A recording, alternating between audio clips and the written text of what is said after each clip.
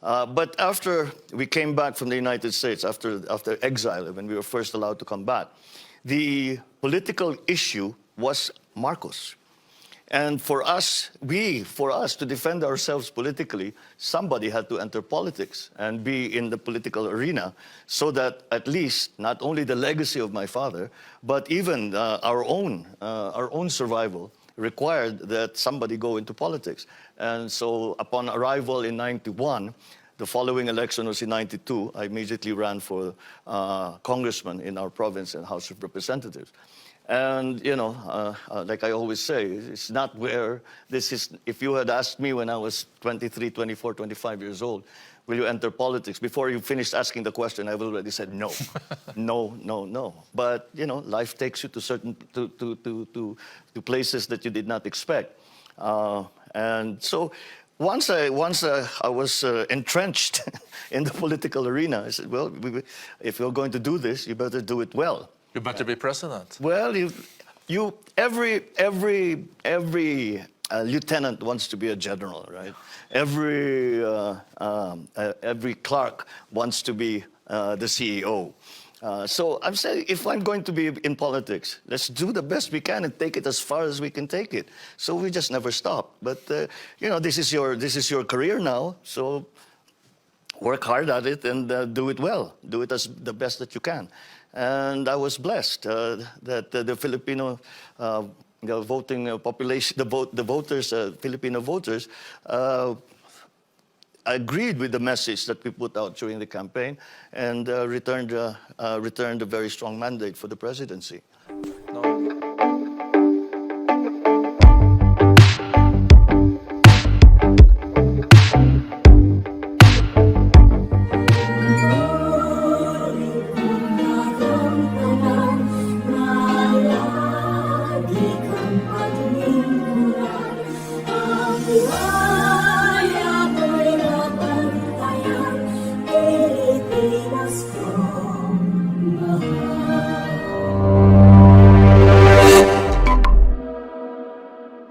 I know you worked extremely hard today. I think I have seen you already 3 or 4 times, and I know we have had so many sessions. Well, I could say the same for you, Mr. President. We've been together most of the day, Yeah. and I'm very happy that we had this opportunity to have at least a chat about some of the issues of the day.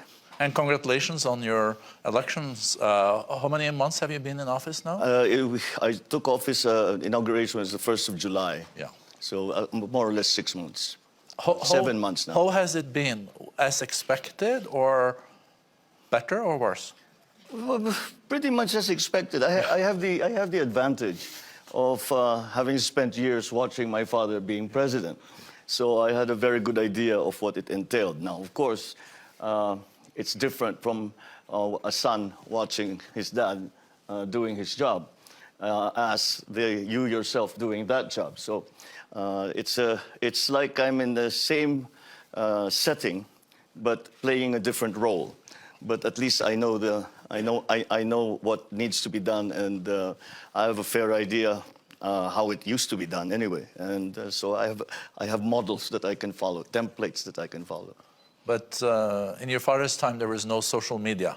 No social media.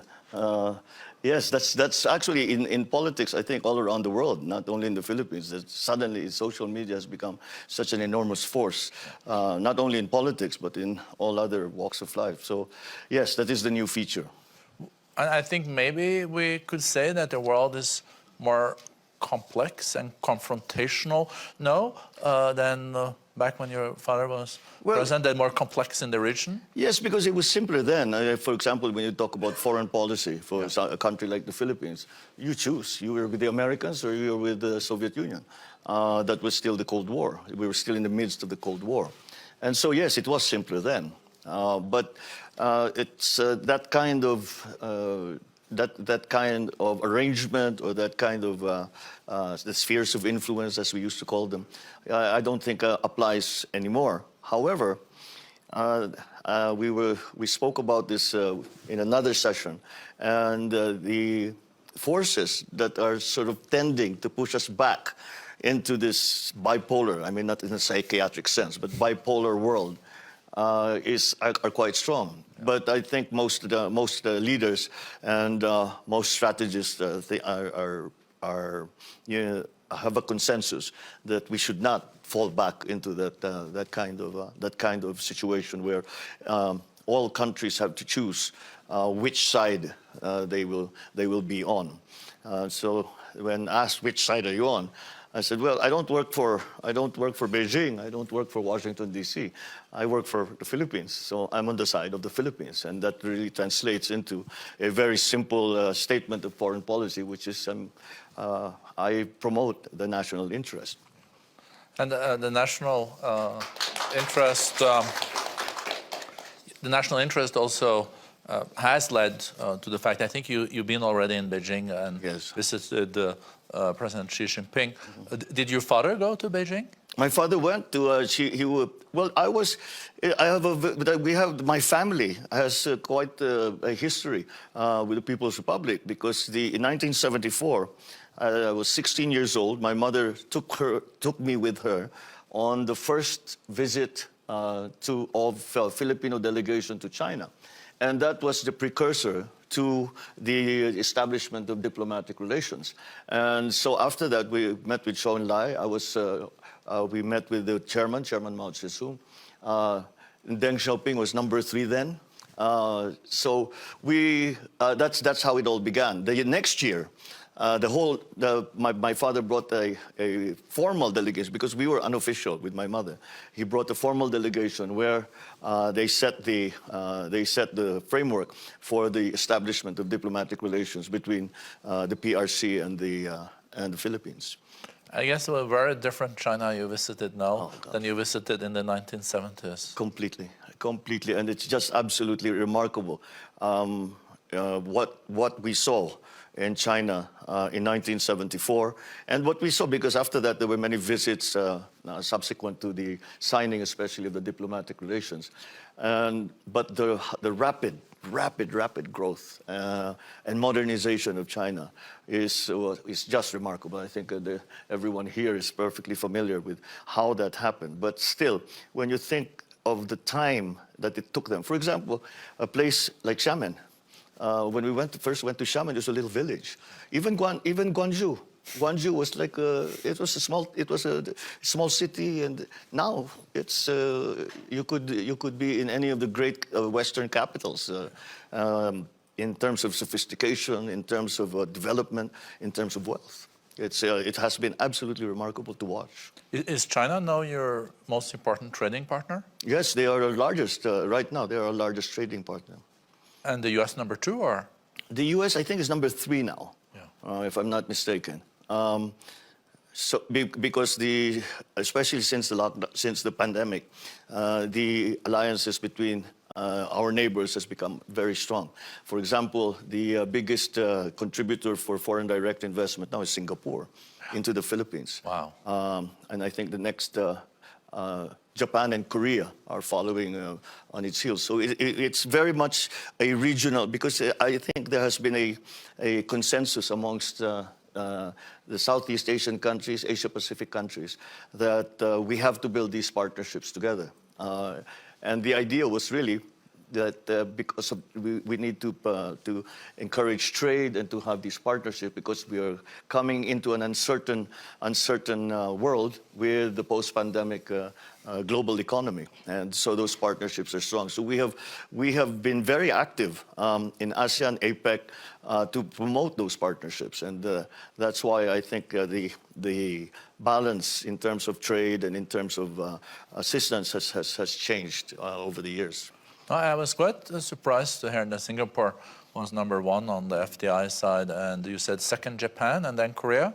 I think that's where we are now, but I think it's going to move. But I expected maybe China among the 3, but maybe many Chinese companies invest through Singapore.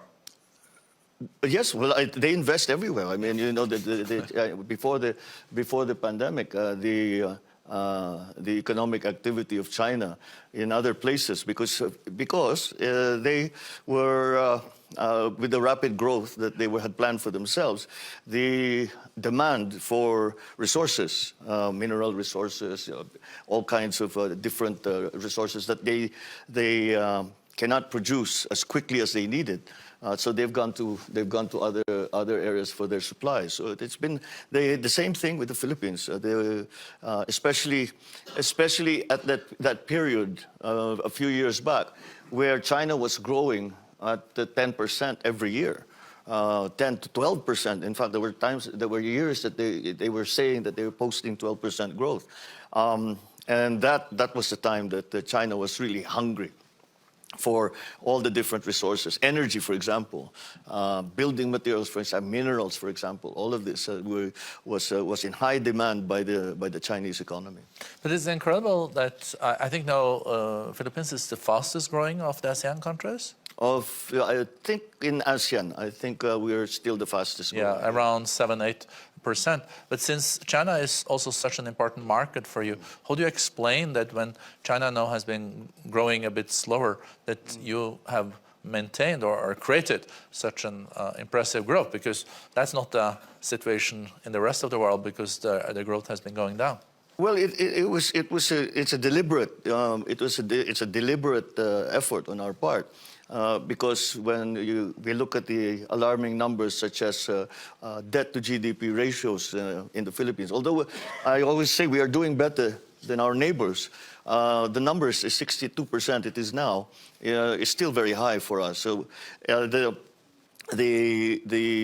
strategy is to have high growth rates and to pull us out of that situation. And so we've done everything. First of all, after the pandemic, or as we came on, as the pandemic has begun to subside, the main concern were jobs. And that was one of the areas. And we concentrated on the MSMEs, the micro, medium and to medium scale enterprises, micro, small, medium scale enterprises, because that comprises such a large part of our economy. And it's the same in most ASEAN countries. And I think that's where the growth is coming from. So we were always very worried that of the talk that we were hearing on the forecasts on the international economies of different countries.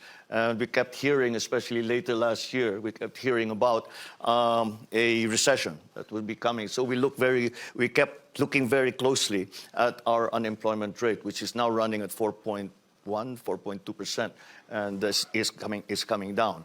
And in fact, our unemployment rate now is lower than it was before the pandemic. So we estimate that we have created about 2 million jobs since then.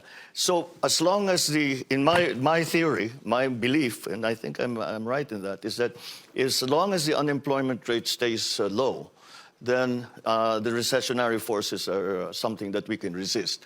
And so that's why I think that gives a good foundation for growth. But what are the key growth areas? Well, we have. Let me talk about the areas that did well during the lockdowns, the strict lockdowns in the pandemic, the past 2 years. One of the businesses that was business processing, the BPOs, that kept going simply because of the nature of the technology. People could work from home. The other area that has been very active and continues to grow is mining. That side of that part of the economy. We have been a traditional exporter, manufacturer and exporter of semiconductor products, of chips, and that continues to be an important factor. But the Philippines also has a very specific advantage in that we have approximately 10 million, maybe more, overseas workers that are working all over the world, and who remit to their families, who remit money to their families.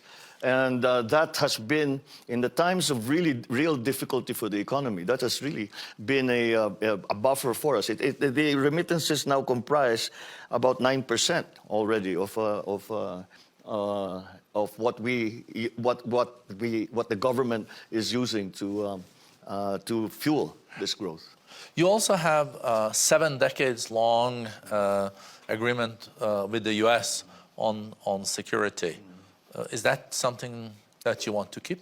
Oh, it's probably, I would say, it'd be not even more than 7 decades. It's been over a century in different guises. So that has evolved in very many ways. I mean, we started off as a Commonwealth of the United States earlier in the 20th century, and then further on, we gained liberation after the war, after the Second World War, 1945. So, but the connection between the Philippines and the United States has remained strong, and we are their only treaty partner in Asia, and so that has grown stronger and stronger. But it has to. I always say that the only way for it to remain strong and to remain relevant is to evolve that relationship. So it can no longer be simply what it was before, and the Philippines has changed, the United States has changed, the world has changed, and now we are living within the context of all of these other forces that are coming out, especially around the region, around South China Sea. So again, to be able to respond properly, we have to evolve these relationships. And I have to say that it continues to go. We are progressing along that evolution very well. And we are able to continue not only in terms of trade and in terms of diplomatic relationship, but beyond that we have security arrangements with the United States, and that has come to the forefront.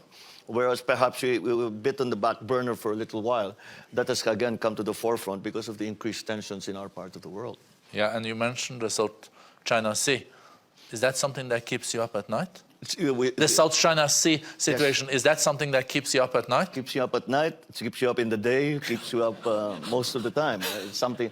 It's very dynamic. It's constantly in flux. So you have to pay attention to it and to make sure that you are at least aware of the present situation, so that you are able to respond properly. So it's well, we in terms of, let's say, cross-strait tensions, we're at the very front line.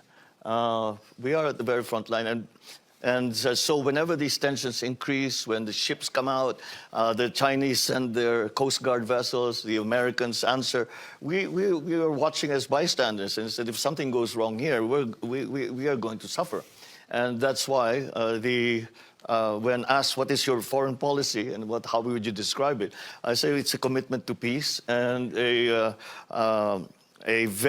hewing very, very close and guided very, very closely by our national interests, as I mentioned before. Well, if I may, did the South China Sea complex come up in your conversations in Beijing with the President Xi Jinping? There is no way to avoid it. There is no way to avoid it. We describe it I suppose in diplomatic language as one part of our relationship, but it is an important and unavoidable issue that we have to ventilate, and we cannot just sweep it under the rug and pretend it's not happening, because there are effects not only in the diplomatic sense, not only in the security sense, but even in the livelihood of our citizens. So it is unavoidable to speak about that, and I would not be doing my job if I did not bring up these issues with President Xi when I had the opportunity. And what is your main concern related to this? Is that these islands, or is it your fishing vessels, or is it the principles for what defines what is Filipino territory and what is Chinese territory? All of the above. Okay. All of the above. Did I miss anyone? All of those issues are open issues right now. So in terms of the territorial, let's say that we have no conflicting claims with China. What we have is China making claims on our territory, and that is how we approach the problem that we find. Because we've established our baselines. The baselines as was drawn out was given to the UN, and UNCLOS has accredited those baselines as the baselines of the Philippines. And we lived with them for many years without a problem. And suddenly things had changed. So I suppose China has some strategic concerns that have caused them to do this. So it is, again, we are always, if you have been listening to the ASEAN pronouncements, it is always the rule of law. It is always UNCLOS that we talk about, because it's not only the Philippines who has these issues with China amongst the ASEAN members, and so that is the approach. I mean, some people say even within the Philippines that we should do more. And I said, what do you want to do? Go to war? Nobody wants to go to war. We don't. China doesn't. The United States doesn't. So, but just having the tensions increase in the region already has an effect on trade, on all of the exchanges that we have within ASEAN, within the region, with China, with the United States, and now with the agrupations that are being formed with Australia, with Japan, with South Korea. Once again, these are the elements that now have made the situation there very dynamic, very complex, and we are hoping to simplify them as much as possible if we can. But they are not simple problems, and because of that, there are no simple solutions. And there are players that come in from everywhere, from Europe, the United States. So that is what we have to deal with in the region. However, there is also a unanimity of the belief amongst the leaders in ASEAN that we must be committed to the idea we call it Asian centrality, but it essentially boils down to the idea that the future of the region must be decided by the region. It cannot be decided by outside forces, by outside powers.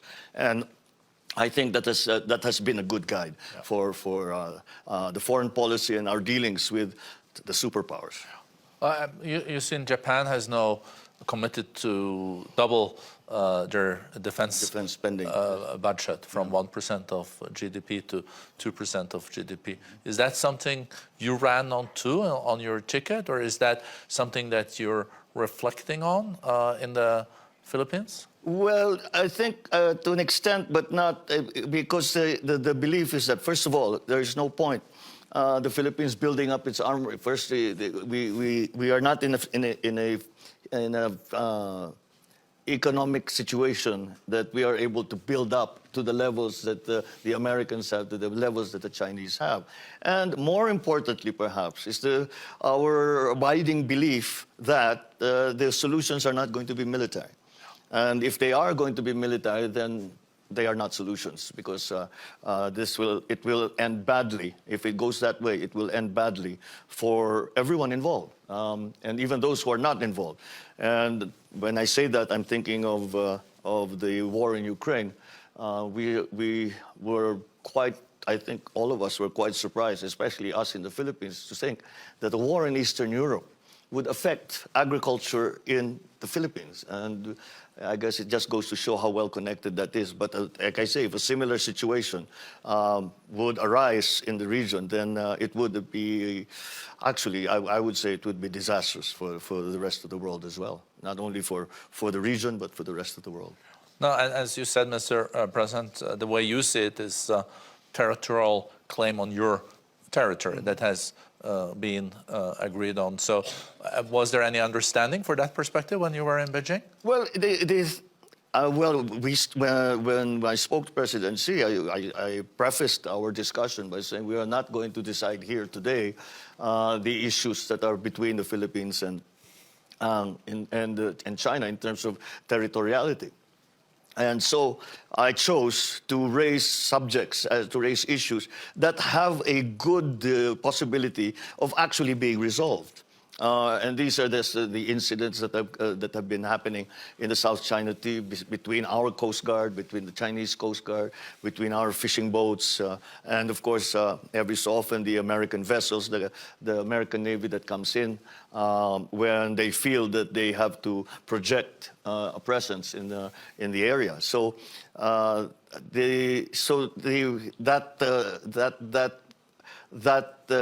precludes the possibility of just saying, look, we come to an agreement between the two of us, and we will take away all the issues there. As we keep coming back to the fact that it has become terribly complex and very, very dynamic, and requires a good deal of attention. Mr. President, coming back to the economic potential of the Philippines, as you said, you have a young population. You also saw during the lockdowns that there were possibilities to work from home. People are tech savvy. If you look at, for example, like South Korea and other nations in the region, they've leapfrogged from a certain point.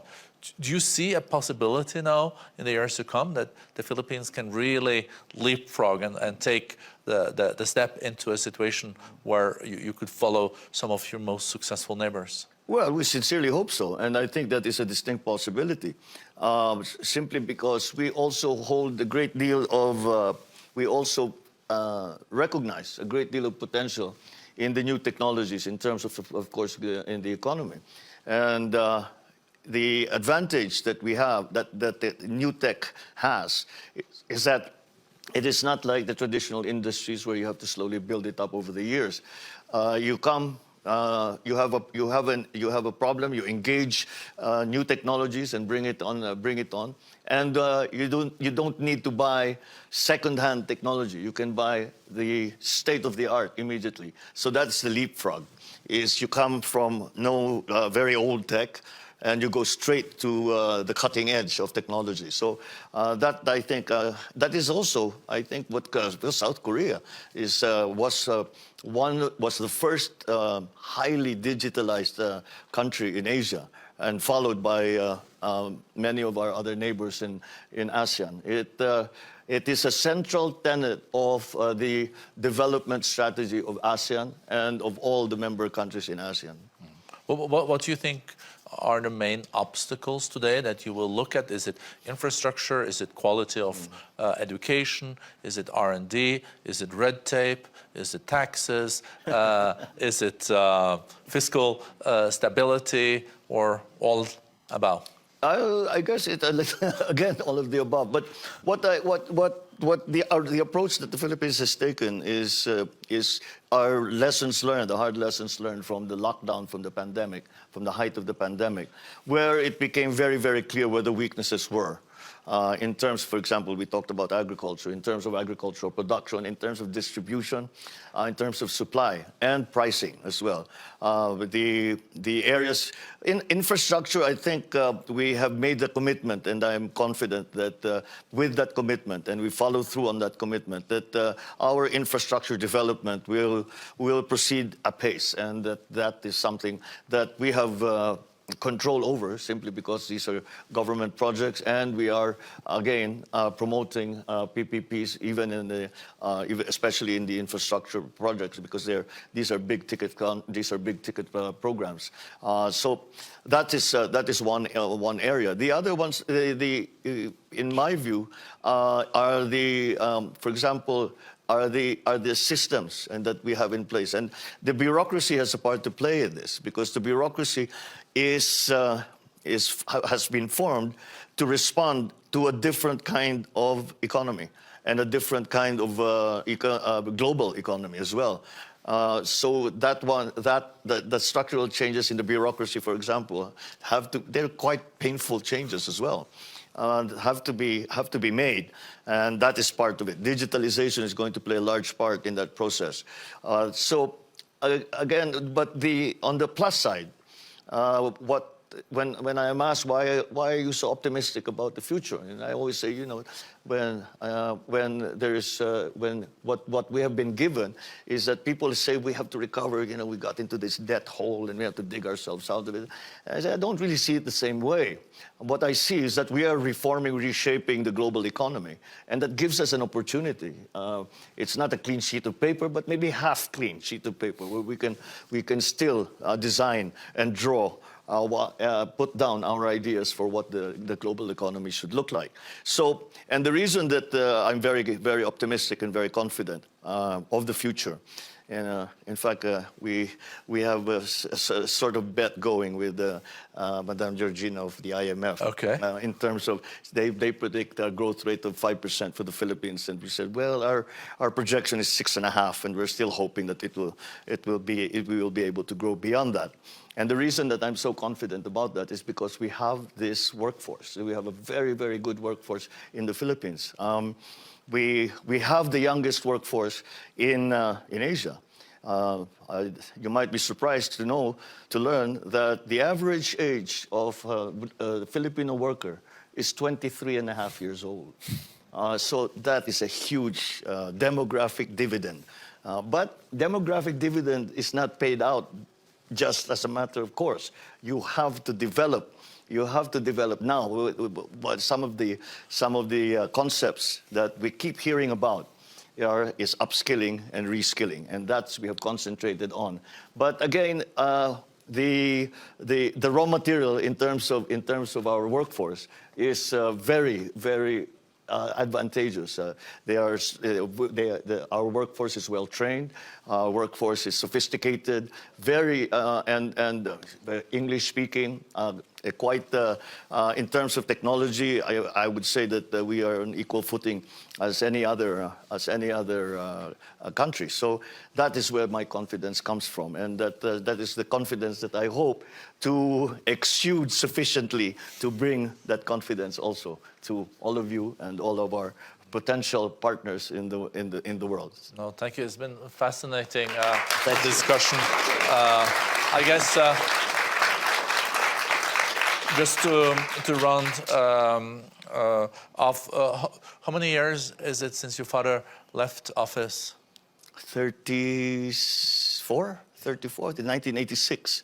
We left the Philippines in 1986. So, did you expect to come back as the president of your country? Not as president. We were in exile for 6 years, so we weren't sure if we were coming back at all, physically coming back. My father never made it back. He died in Hawaii. So that, yes, that was a very trying time. Those were dark days for the family, and I dare say even for the country. But you didn't have an ambition to become a president of your country back then. Well, I need to explain this to people that as I was coming out of schooling, out of university, I avoided politics. I was determined not to go into politics. And I said, why would I go into politics? My father has done everything in politics, and the life is difficult. And I could see the sacrifices that he had to make to get to do a good job. And I said, maybe that's not what I meant to be doing. But after we came back from the United States, after exile, when we were first allowed to come back, the political issue was Marcos.